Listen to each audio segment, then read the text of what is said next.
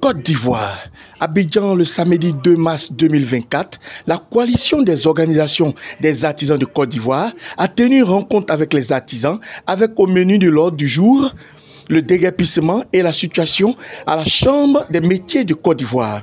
Ils ont profité de l'occasion pour avoir une adresse spéciale au ministre-gouverneur, M. Cissé Bakongo. Bonjour à tous les camarades artisans. J'aimerais vous dire merci pour votre mobilisation. L'opération de déguerpissement qui est en cours, le gouverneur du district d'entreprendre une opération d'embellissement et de déguerpissement des zones à risque. Au-delà du fait que cela touche des habitations, mais il y a de nombreux ateliers d'artisans qui ont été touchés. On a pour preuve de Cocody, juste avant le siège de la Fédération ivoirienne de taekwondo, où il y en avait beaucoup de menuisiers. Sur l'autoroute du Nord, des menuisiers et des mécaniciens qui ont été déguerpis. Ce sont des milliers de personnes qui se retrouvent aujourd'hui sans endroit pour travailler. Mais comme le ministère qui est en charge l'artisanat n'a pas réagi, chose que nous condamnons, notre soi-disant chambre des métiers est encore une voix aux abonnés absents. Parce qu'aucun artisan n'a été approché pour qu'on puisse, ne serait-ce que lui apporter un petit yako, un petit soutien. Même si ce n'est pas un soutien financier, le soutien moral est quelque chose de grand. On a des gens aujourd'hui parmi nous à cette assemblée qui ont été déguerpis, nos camarades de Supores. Après l'usine Aya, beaucoup ont été déguerpis. Mais qui va vers ces personnes-là pour les soutenir? Mais quand on ne te considère pas, toi-même, il faut te donner de la valeur. Et nous avons décidé, en toute indépendance, vu que nous avons toujours dénoncé le mauvais fonctionnement de la Chambre des métiers, de prendre notre bâton de pèlerin, aller vers les artisans sinistrés, échanger avec eux, leur donner une lueur d'espoir. Donc aujourd'hui, nous allons nous attarder sur le problème du site définitif des artisans. Il est inadmissible que dans un État comme la Côte d'Ivoire, on puisse avoir le plan directeur de la ville d'Abidjan et puis la zone artisanale. On ne parle pas de ça. Pourquoi? Nous sommes tous des citoyens. Nous contribuons chacun à son niveau à l'économie de la Côte d'Ivoire. Tous les artisans qui sont dans les différentes communes payent des taxes. Certains même payent des impôts. C'est tout cet argent-là qui est mis ensemble. C'est ce qui fait l'économie du pays. Mais pourquoi diantre, quand il y a des problèmes, les autres sont pris en compte et nous, là, on ne nous prend pas en compte? Je tiens à vous informer que l'État de Côte d'Ivoire, depuis 2014, a mis à la disposition des artisans un site qui est situé à Oudotré. Un site de plus de 100 hectares. Mais ce site-là, il est parti où? Le ministère n'en parle pas. La Chambre des métiers, encore moins. Je vous donne cette information. Il y a des gens qui étaient vendeurs de fer. Il y a des gens qui étaient vendeurs de fer morts. Quand le site a été acquis là, ils sont allés créer des sociétés de construction de bâtiments. Et c'est à eux là qu'on a donné le marché de Ndotré. Quand vous arrivez aujourd'hui à la ferraille, est-ce que les routes sont droites? Mais quand on construit un site moderne, les routes doivent être bien tracées. Ils sont allés donner encore à des amateurs et ça a donné ce que ça a donné. Comment un site qui a été mis à la disposition des artisans, vous gérez ce site-là, et puis du jour au lendemain, ce site devient un quartier. Qu'est-ce qui s'est passé?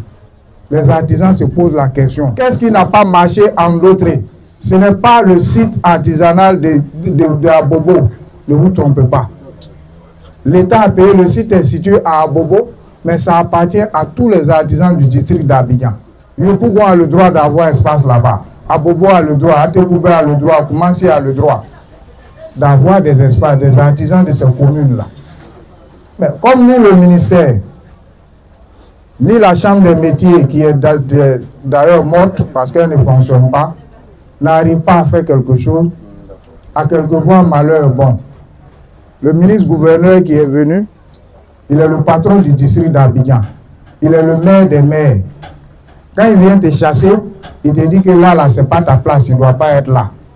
Mais en même temps qu'il nous dit qu'on ne doit pas être là, maintenant, s'il y a un coin où on doit être, nous, on va aller dire au ministre-gouverneur, ah, voici le point, monsieur le ministre-gouverneur, voici le point que l'État a payé pour nous. Mais on ne comprend pas pourquoi on n'arrive pas à venir nous installer, parce que les gens ont posé des conditions qui ne nous permettent pas de pouvoir nous installer là-bas. Donc notre site doit nous revenir. Ce site-là doit revenir aux artisans. Ce n'est pas un site qui a été payé pour la Chambre des métiers. Ce n'est pas un site qui a été payé pour le ministère de l'Artisanat. C'est pour les artisans. Donc nous allons commencer à hausser la voix, à hausser le ton pour que notre site nous soit restitué. On ne dit pas que quelqu'un a fait quelque chose, mais tout ce qu'on demande, c'est que le ministre-gouverneur parte jeter un regard là-bas et donner des réponses aux questions que les artisans de Côte d'Ivoire se posent pendant de nombreuses années. Est-ce que vous êtes d'accord pour que le ministre-gouverneur parte jeter un coup d'œil là-bas? Oui! Là-bas. Le ministre-gouverneur n'est pas venu contre quelqu'un. Il est venu pour une mission. Si sa mission est de mettre la ville d'Abidjan propre, ça veut dire qu'en nous aidant à récupérer le site qui nous revient des droits, il aura contribué au moins à 30 ou à 40% pour la propriété de la ville d'Abidjan. Donc c'est ce qu'on demande. Nous sommes des citoyens, nous sommes en droit de revendiquer ce qui nous revient de droit. Et c'est ce que nous allons commencer à faire. S'il y a des gens qui ont fait des choses là-bas, c'est leur problème. L'État a payé pour les artisans, ça doit revenir aux artisans.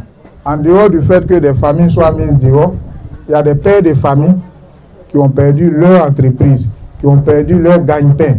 Si ceux-là n'ont pas l'argent d'endroit pour travailler, les maisons dans lesquelles ils se trouvent aujourd'hui, qui sont dans le bon quartier, ne pourront pas payer le loyer. Mais s'ils ne payent pas le loyer, on va les mettre dehors. Mais si ceux-là sont mis dehors, ce n'est pas des nouveaux déguerpis. Nous allons tout faire pour prendre un rendez-vous dans les jours à venir avec monsieur le ministre-gouverneur pour qu'on puisse vraiment remettre ce problème-là sur la table et le traiter de façon définitive. Maintenant, en ce qui concerne la Chambre des métiers, c'est un sujet, chaque fois on revient dessus, parce que c'est très, très important. L'État a mis la Chambre des métiers en place pour aider les artisans, pour professionnaliser le secteur de l'artisanat. Il y a plus de 300 millions qui sont versés comme subvention par an pour le fonctionnement de cette institution. Et nous, en tant qu'artisans, nous sommes en droit de revendiquer le fait que la Chambre des métiers fonctionne comme si c'était une entreprise familiale. Et ça, nous disons non. La preuve en est aujourd'hui, là, si ce n'est pas la COACI qui se déplace pour aller vers les artisans, vous avez déjà vu un agent de la Chambre. Aujourd'hui, quand ils viennent vers les gens, c'est pour dire on va vous recenser, vous allez aller payer 15 000 francs à la Chambre des métiers. 15 000 là, c'est pour faire quoi? Aujourd'hui, ils disent qu'ils sont là faire une opération d'identification. Je vous le dis haut et fort, c'est de l'escroquerie. En 2017, ils ont fait le point sur l'opération d'identification, le répertoire. Ils nous ont dit qu'il y avait plus de 7 000 personnes. Calculez 7 000 personnes multipliées par 15 000. De 2017 à 2022, il y a des gens encore qui ont recensé. Maintenant, ce qui fait mal, c'est que les documents qu'ils disent vont nous donner là, non seulement quand tu as le registre des métiers, tu vas aux impôts, ce n'est pas reconnu. Tu prends ça, c'est un torchon, tu ne peux rien faire avec. Tout ce que tu peux faire avec ce document, c'est quand la Chambre, ils ont des trucs là, on dit non, tu n'as pas le registre, on ne te prend pas en compte. Alors que vous dites que ce document-là doit remplacer le registre de commerce. L'artisan va payer le registre. Quand il a une opération à faire aux impôts, il ne peut pas utiliser parce qu'on lui dit que c'est un torchon, c'est un document qui n'est pas reconnu. Première erreur. Deuxième erreur, le registre des métiers là. dans les tests de l'UEMOA, on paye ça une seule fois dans sa vie. Les gens ont payé. C'est vous les mêmes là qui êtes allés faire votre combine aux élections. Vous avez fabriqué quelque chose là-bas. Vous êtes revenu vous asseoir. Tout est bloqué dans vos mains. Vous revenez encore. Vous dites, bon, comme la COAC a dit qu'on n'a pas respecté le code de l'UEMOA, maintenant on va faire identification. Et quand vous venez vers les gens, vous prenez des policiers, vous envoyez des agents qui n'ont pas de mandat.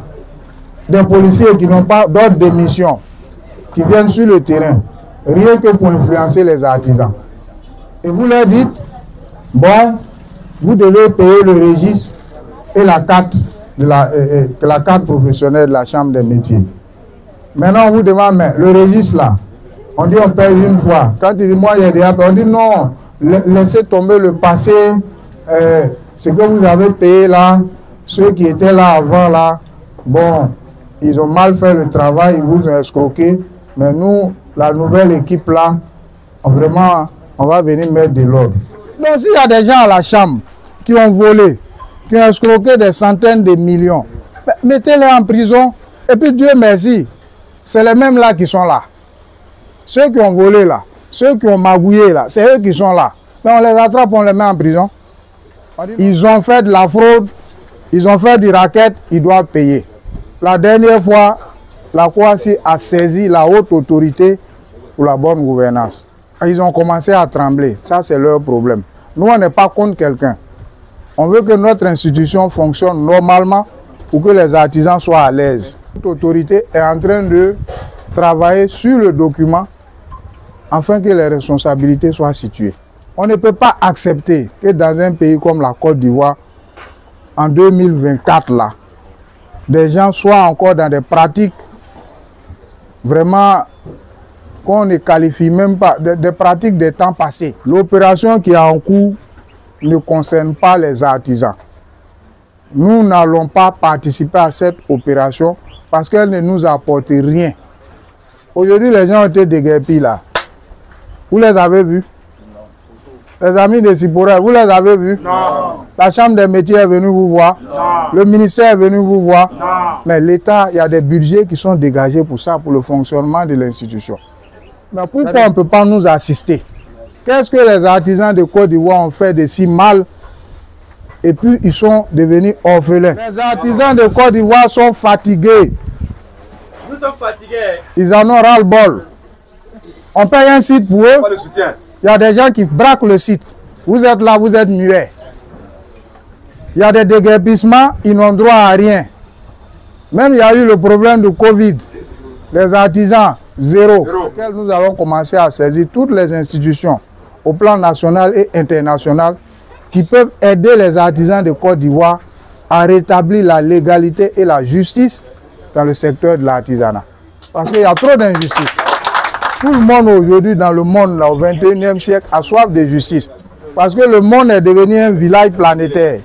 Ce qui se passe au Togo, on le ressent ici. Comment on peut accepter au 21e siècle que dans l'espace de l'UEMOA, la Côte d'Ivoire, qui est un puissant pays, qui est la locomotive de l'UEMOA, en matière d'artisanat, nous sommes parmi les derniers. Nous sommes les derniers, on n'est pas parmi, nous sommes les derniers. Des moyens sont mis à la disposition. L'État, qu'est-ce qu'on veut que le président lui fasse encore? Un décret a été pris pour créer la Chambre des métiers. Des moyens sont mis à votre disposition. Ouverture est faite sur des partenaires à l'extérieur. Mais on ne voit rien. En 10 années de gestion, quand on nous montre, comme Dieu merci, ils doivent aller en Assemblée générale le 8, qu'ils fassent le point des 10 années de gestion. 10 années de gestion. Et je vais profiter de ce temps d'antenne pour interpeller un monsieur, monsieur Traoré Alpha. C'est vous qui étiez le commissaire aux comptes de 2012 à 2022. Allez lire le règlement intérieur de la Chambre des métiers datant de 2001. L'article 16 parle du rôle du commissaire aux comptes. Les artisans veulent que vous leur rendiez compte. Les registres, les cartes qu'ils ont payées là, à quoi l'argent a servi, c'est ton rôle. Partout où on rentre, dans toutes les institutions où on rentre, on nous demande, mais est-ce que votre institution a un commissaire aux comptes? On dit oui, il a été élu À l'article 16, c'est bien précisé, le rôle du commissaire aux comptes est précisé. Nous allons nous arrêter là. Si M. Traoré Alpha est intelligent, je pense que le message qu'on a lancé là, il doit pouvoir en tirer beaucoup de leçons. Ah, donc M. Traoré Alpha, c'est vous le gardien de l'argent des artisans à la Chambre des métiers. Et les artisans veulent voir clair dans ce qui s'est passé. Merci chers camarades et que Dieu nous bénisse. Vive l'artisanat de Côte d'Ivoire.